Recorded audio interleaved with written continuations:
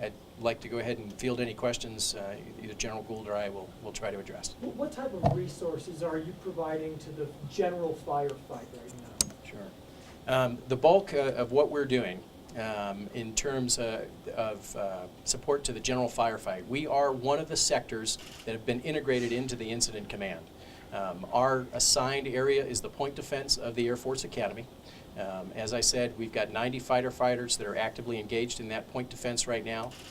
In addition to that southwest quadrant defense that we're providing, southwest of our boundary, of course it's the northeast corner of the overall effort. We're providing support from our airfield for 9 helicopters that are commercial assets. They're not military assets, but commercial folks who do this for a living. They're highly professional, highly trained specialists who are extremely effective. Are any of your aerial resources being used with the slurry bombing or with that effort in the sky? Sure. Yeah, good question. None of our assets assigned to the Air Force Academy are being used in that effort. The bulk of our assets that are airborne assets have been retrograded to Peterson Air Force Base, as a matter of fact. However, we do have the C-130 MAFs out of the 302nd Air Wing out of Peterson Air Force Base who are integrated into the incident command. Those are certainly not under the command and control of the Air Force Academy, but they are part of the overall effort. That's a mapping? Oh, MAF is MAFFS. It's the Modular Airborne Firefighting System. About how many aircrews? There's 4 aircraft is my understanding, but to be honest, the real experts on the DoD assets that are affecting the overall fire would come from the incident command down at the downtown. What kind of response have you been getting from family members of the incoming class, and how are you going about addressing their concerns? We have had inquiries, and many of them were asking, are we going to press ahead, continue with the plan to end process? The answer is yes, and there will be no worries for moms and dads. We'll take care of these young men and women. If there were dangers, we would turn this off and do it another day. But we have a tremendous plan in place, and everybody is postured well to be able to, in process, outfit these young men and women, give them their supplies, their uniforms, and bring them into the Air Force. No worries there. I would add also, if you check our Air Force Academy Facebook page, it's U.S. Air Force Academy official, you'll see a lot of comments from the parents of the incoming class folks, and they're very happy with the communication and response they're getting. So. Where would you house the incoming cadets, the current cadets that are here, if they should have to evacuate? Our plan to evacuate the cadet area, where all the cadets are right now, is for them to go visit and stay with their sponsors in town. And they all either have sponsors or roommates and friends who have sponsors. And again, there's a common theme here. All morning long, I and my vice superintendent, Colonel Tammy Rank, have been getting emails, phone calls from others in town saying, hey, I got a big basement, got a big house. If you need help, send them our way. But we have plans for every cadet to go to a home in the local area.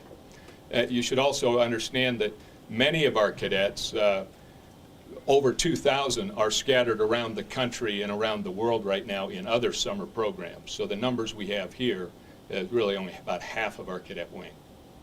For the cadets that you have on campus, they're right now just on a standby to evacuate their barracks?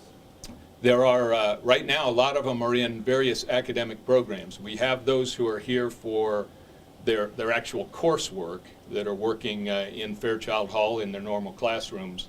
Those who were scheduled for field training also have some classroom work to do. So we're concentrating that, and they're in class now doing their thing. But I'm asking, the cadets that you have here on campus today, right, are they being asked to be ready to leave campus to go to these alternative houses while the fire is burning? Not at the moment. They're safe where they are, and they're able to do the classroom work. And those who finish that particular phase of their training, we will probably send them off base. So if it does get bad, we won't have a mass exodus. It's a way to sort of meter the evacuation. Well, what's a barrier line for you guys on what what looks bad? You're saying that 10 acres of campus have been affected by the fire right now. What's a line of demarcation for you guys to say, now we need to start moving things off campus? Well, let me have Colonel Gibson address that, because he's been closer with our fire chief to talk about that trigger point, and I know they've addressed it earlier today. It's a very good question, and we're continually updating our information and trying to pull the latest that we possibly can, not only on the weather, but the predicted fire behavior. And the answer is it's not as simple as saying at this time we're going to do this, or at this location. It's much more complex than that. There are several valleys through which the fire needs to proceed, and to be quite frank, if the fire proceeds northbound on the western slope of the Front Range, we will not evacuate the cadet area. The cadet area is far and away the safest place of the United States Air Force Academy, because of the structures there and the way that they're built, because of the prepared terrain and the low grass around the cadet area proper. In fact, our firefighters are using that as their safe zone as they come out to rest and recuperate before going back into it. And so again, the cadet area itself, far and away the safest place on the Air Force Academy. That said, should the fire proceed northbound on the front slope or the eastern slope of the Front Range, we'll have a little different calculus based on its speed of movement, how far ahead of the fire line that the fire is spotting, how often the percentage of that spotting actually creating additional fires. There's several considerations that go into that. What we do have is a very robust contingency plan, again, relying heavily on on partners along the Front Range. We have put together sufficient transportation assets on standby that we can call for, and we can move everybody who is in that cadet area in a very short order. How far would the fire have to advance, though, for you guys to start making those decisions about moving people and truly being affected by the fire? Yeah, you bet. To be frank, not as far as I would like. I'd like it to be a whole lot farther away before we have to make those decisions. But again, it completely depends on the fire behavior and our ability to affect that fire's behavior. The next 6 hours will be extremely telling. We're hearing right now that Blodgett Peak is being, it's very active right there. Yeah. How close is that to some of those neighborhoods that you evacuated, and how close did this fire come to those neighborhoods?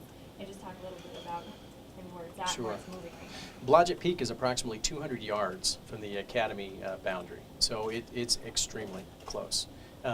That said, the fire has encroached on our property as I previously described.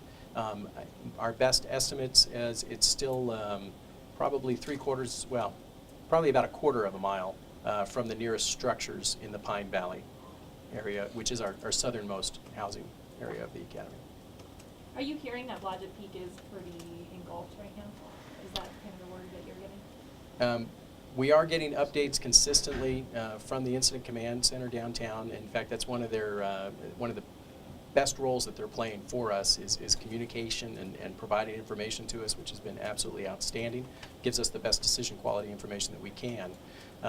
We do know that there's a number of spot fires along Blodgett Peak, but we also know that they're being addressed. As long as the flames don't get too high, we've got ground crews that are actively engaged in fighting that fire. And even when the ground crews can't get to it, the aerial crews are doing tremendous work.